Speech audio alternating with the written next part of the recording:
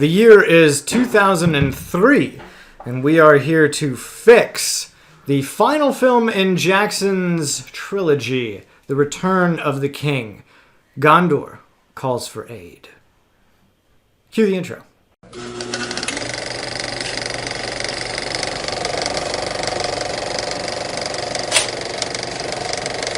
Hey everybody, and welcome to the Mirror Movie Universe. As always, I am Dan, one of the hosts of this fantastic little show. And joining me back by popular demand, I can't believe it, everybody just loved you so much, we had to bring you back to do the third film in The Lord of the Rings. It's Brian. Brian, how are you? I'm doing great. I appreciate you bringing me back. I'm so excited to be here. Thanks a lot. Thank you, and thank you for letting us film in this beautiful office with all your books and everything. Fantastic. It makes me look a lot smarter than I am, I think. Yeah, so, you know.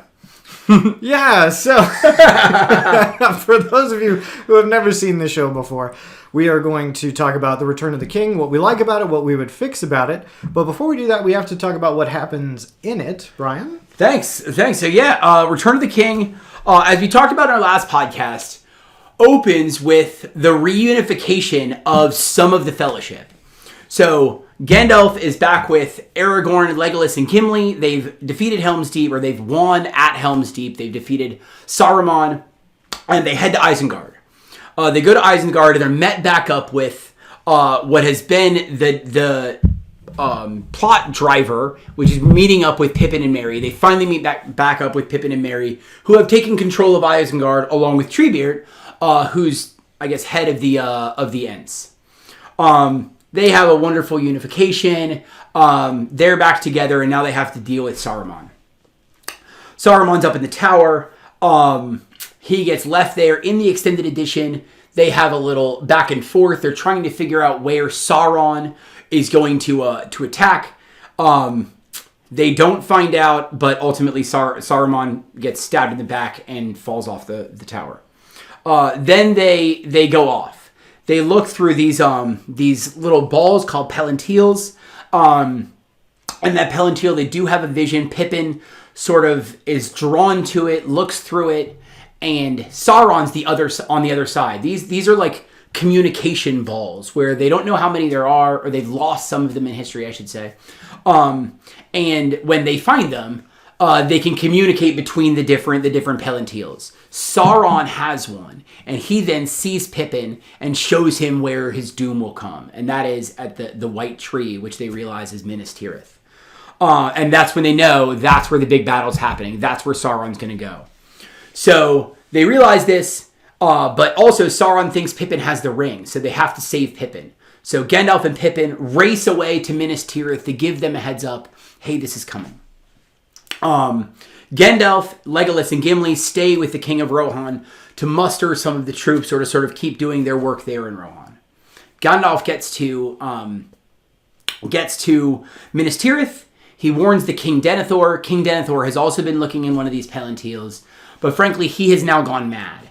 He has fully despaired. He's lost all hope for Middle-earth surviving, for Sauron losing, for Gondor lasting, and he is 100% fully in despair. And in his despair, he has now not mustered the troops. He has not prepared the city. He's let it fall into ruin. He's let it succumb to its own fear. Faramir, his son, comes back, having seen Frodo. They get some news of Frodo, and they realize Frodo's on their way, that he's taking this path. I mentioned the back door into Mordor, and they realize how scary that is, because they know that he's going to be met with a very frightening spider. They get Faramir. Denethor, despising Faramir, realizing his own son is dead, sends Faramir back into battle to take over Osgiliath, a city that has been taken over, and Faramir gets very seriously wounded. In that, Pippin swears his loyalty to Denethor, and now Pippin is in his service. As the battle begins to actually be assaulted there in Minas Tirith, again, the city is in despair. There is no hope for it. As Gandalf is trying to support the troops, Rohan gets message that Gondor calls for aid. Rohan musters as many troops as they can, and they go on this massive march of all of the riders of Rohan to go help Gondor in their greatest moment of need. And there is this amazing, fantastic scene where the Battle of Minas Tirith is going on, the city is falling, it's hope is very, very low, and all of a sudden, and actually in the movies they capture this moment perfectly.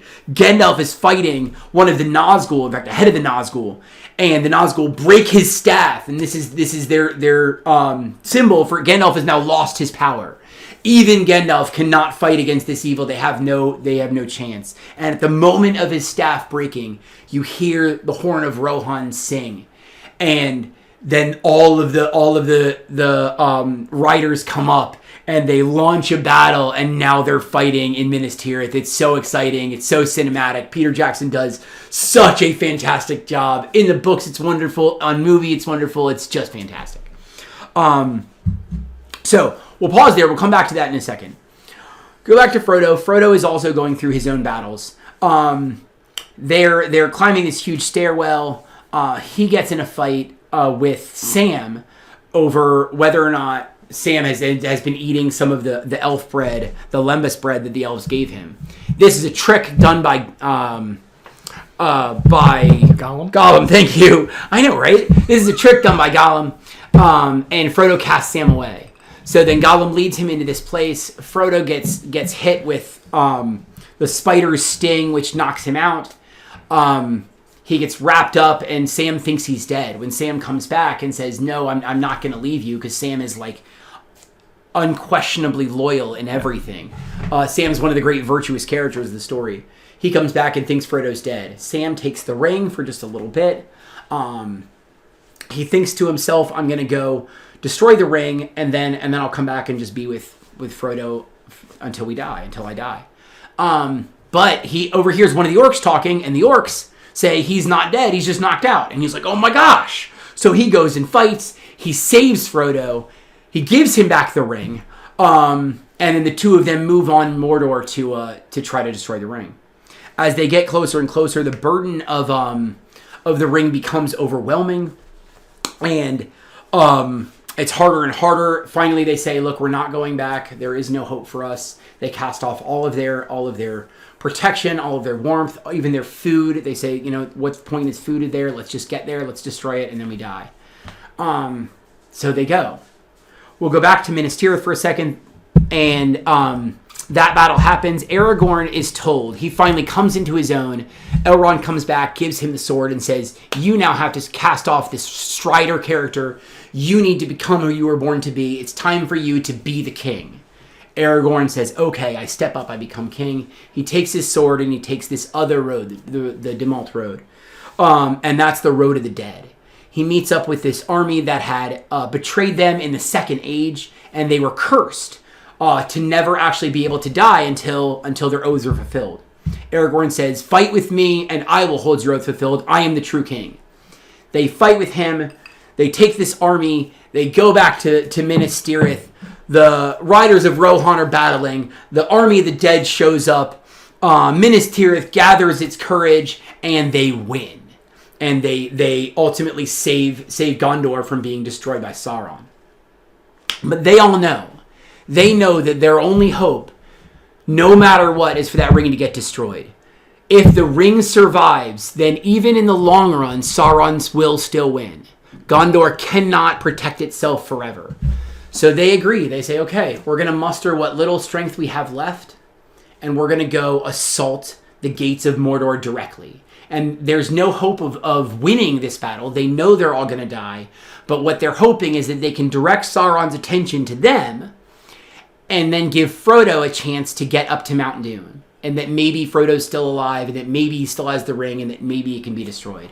So it's one last Hail Mary that says, this is our last shot. Either we all die now, or the ring gets destroyed. And they have no information. They have no intel on Frodo. It truly is like a close your eyes, throw the football, let's hope for the best. And in when there is no hope.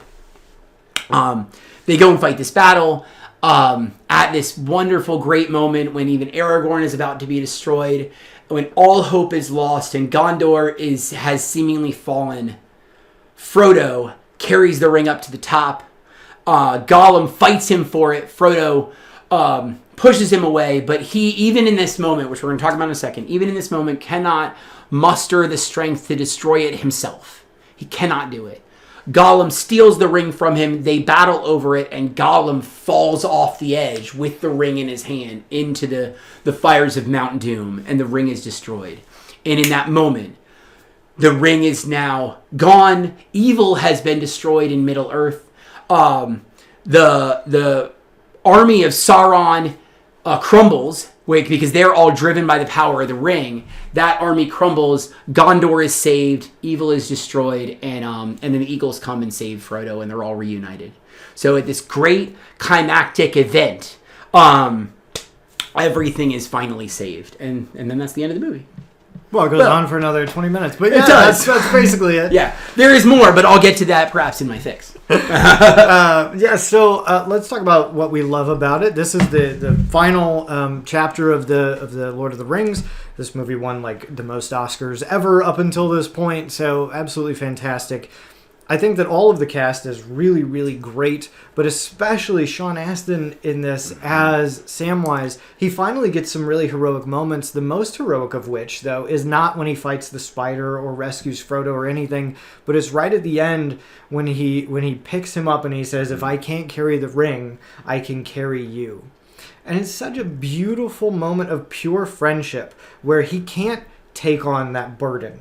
He cannot carry the ring, but he can help his friend. And there are battles that we have to fight individually, but our friends are there to support us through them. It's really, really beautiful. Yeah. And then the other big thing that I wanted to talk about, and this is just because Peter Jackson does such a beautiful job in transcribing the story and the themes in it that Tolkien has created. So Tolkien, when he did this, when he wrote The Lord of the Rings, he didn't put one allegorical figure for Christ.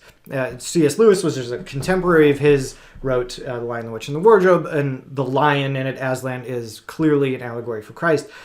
Tolkien splits up the three facets of Christ into three different characters, which are most easily represented by the three gifts of the Magi: the gold, the frankincense, and the myrrh. So the gold, the kingship of Christ, is Aragorn, who then returns as the king and is crowned king and leads these people to his rightful kingship in this film. And that's why this is the return of the king. This isn't the destruction of the ring or Mordor or anything like that. This is the return of the king. It is all about him taking that on. That's right. Another one is Frodo carrying the ring. Which would be the frankincense. Just as the priests of old would carry the Ark of the Covenant and Jesus carried the cross, he's carrying the ring. And Sam is Simon of Cyrene, helping him to carry that ring, carry that cross, that burden, that terrible burden that he alone has to take. And then we saw Gandalf return in the Two Towers, that happened in a previous film, where he's the myrrh. So he died and then was resurrected as Christ was in that beautiful really prophecy. Yeah. So it's absolutely fantastic. And I don't know if Peter Jackson was maybe cognizant of all of those things, but just by following what Tolkien did, there's such beautiful imagery and allegorical comparisons throughout all of it. So I absolutely love that all of those themes come through here, especially the Return of the King. I think that would be the easiest one to kind of flub, and he does a great job of bringing that home in this film. Yeah. Oh my gosh, man, that was beautiful. Thank you. That was awesome. Yeah, I mean, there is so much to love about Return of the King. It is, as Dan said, this is the climactic moment, right? This is what everything's building for, and a lot of this story is Aragorn coming into his own. Aragorn finally letting go of his past self. He never wanted to be king, but he finally owns it. And like, this is what I was born to do, and I'm gonna do it well. He musters the army. He comes into Minas Tirith. He saves the city that he loves so dearly. He then, once he becomes king, he tricks Sauron into thinking that, like, when he grabs the Palantir, Aragorn does, and says, "This is the sword that killed you."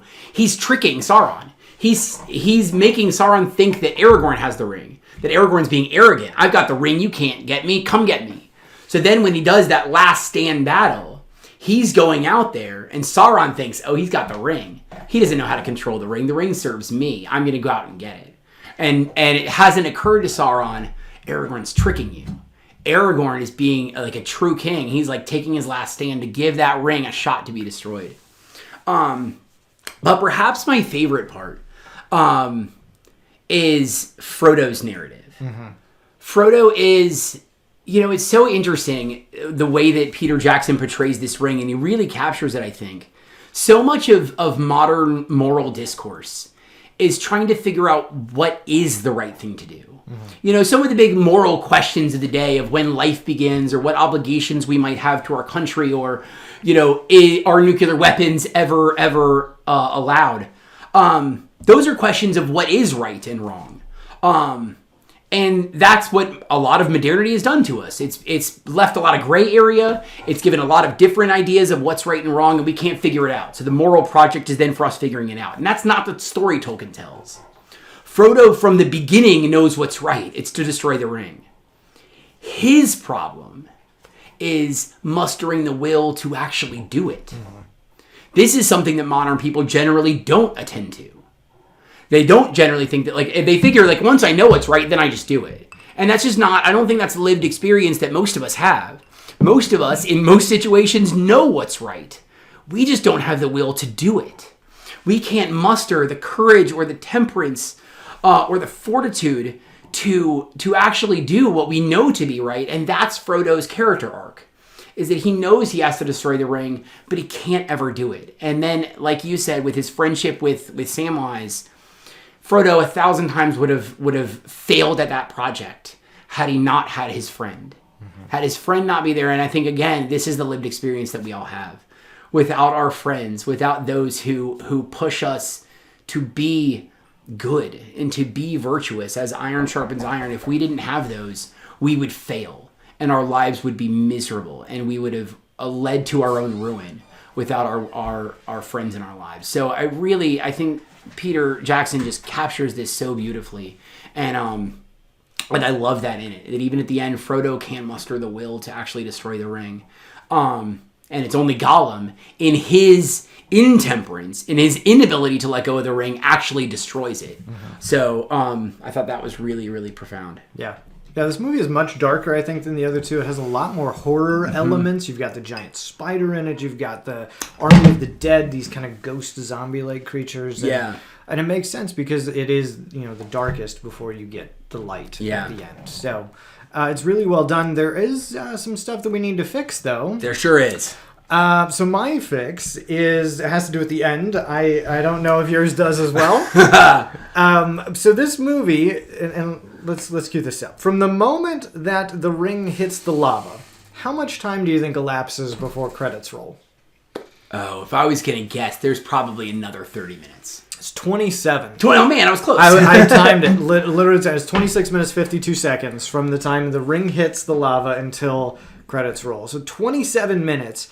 And there's so much that happens here. And it bothers me for a couple of reasons because, one, you're sitting there and you're like, is this it? Is this it? The other thing is Peter Jackson fades to black like 3 or 4 times. Yep. Which, in the language of filmmaking, when you fade to black, that's the end. And the first time he does it, I don't mind it as much because it's when Frodo and Sam are on the rock and it's before the eagles come and you think, oh, okay, this is their end.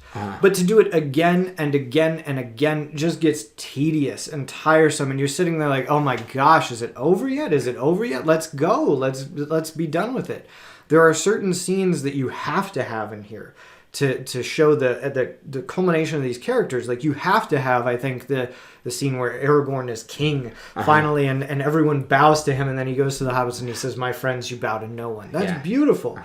But do I need Bilbo going off with the elves in the boat? Do I need Frodo writing the book? I don't think that you need all of that. I think that you can do this like you would like a sports movie where you just have like a little blurb about each character and you show a little B-roll of them. Frodo finished the book and then rode off with Bilbo with the elves in the boat.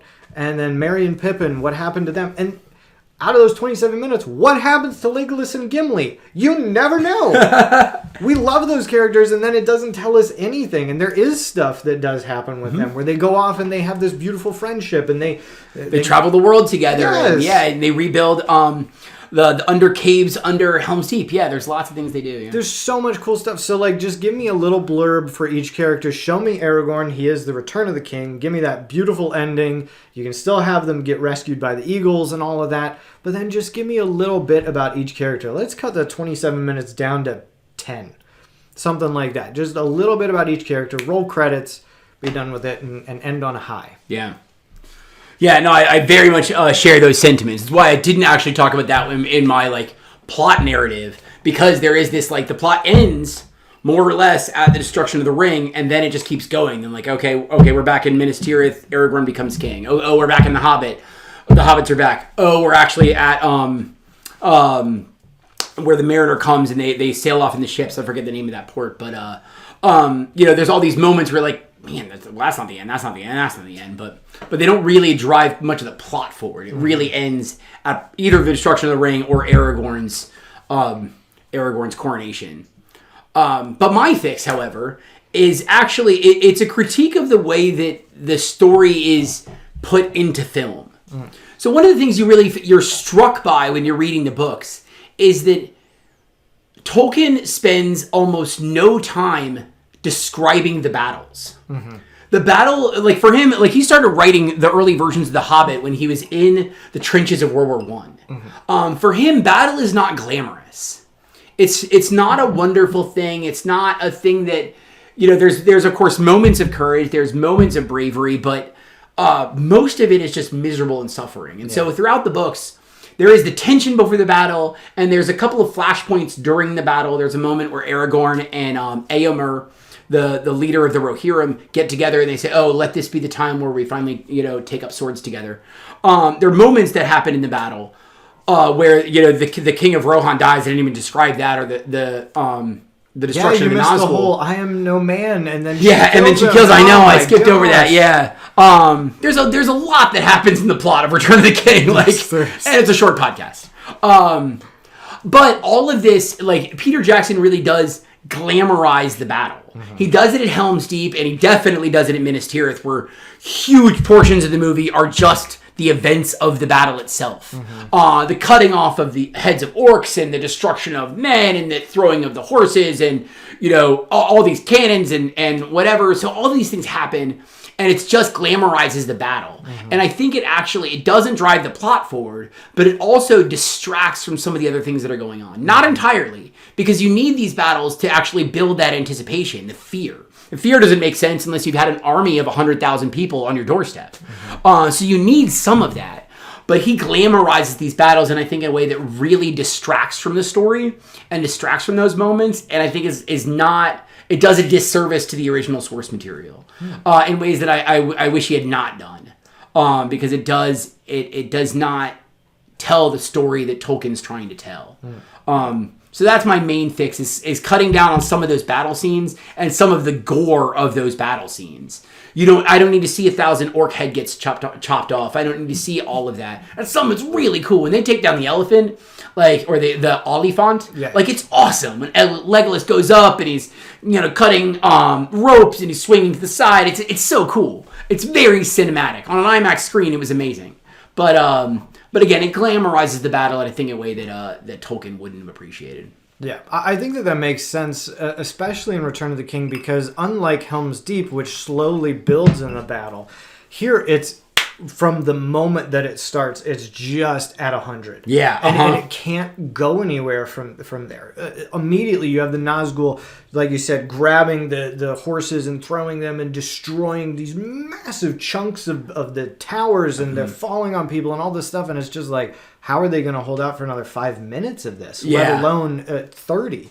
So I totally agree with you to take that down a notch, especially at the beginning. Like, give it some breathing room. Let it slowly build and push up into that point. I think that makes a lot of sense. Yeah. Yes. So, yeah.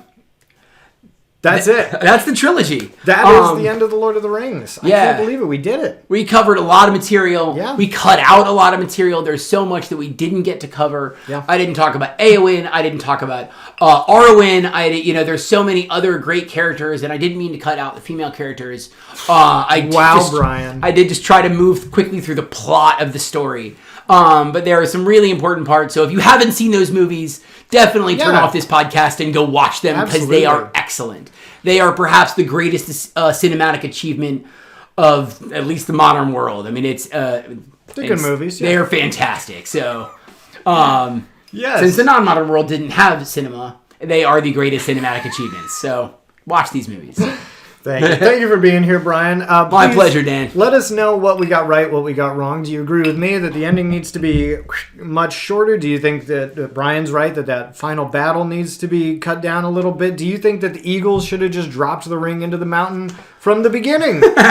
Whatever you think, please write it down. Like, comment, subscribe. If you want Brian to come back, please say that too. Be like, he's great or he sucks. Yeah. I don't know. Yep. Definitely let me know. I won't come back if you say that. So either way, I really appreciate you having me, Dan. It's been a blast to talk Tolkien and Lord of the Rings. So thanks for having me out. I really appreciate it. Thank you. And thank you all for watching and listening. Please, we hope that this finds you well as always, and have a great one, everybody. Thank you. Cheers.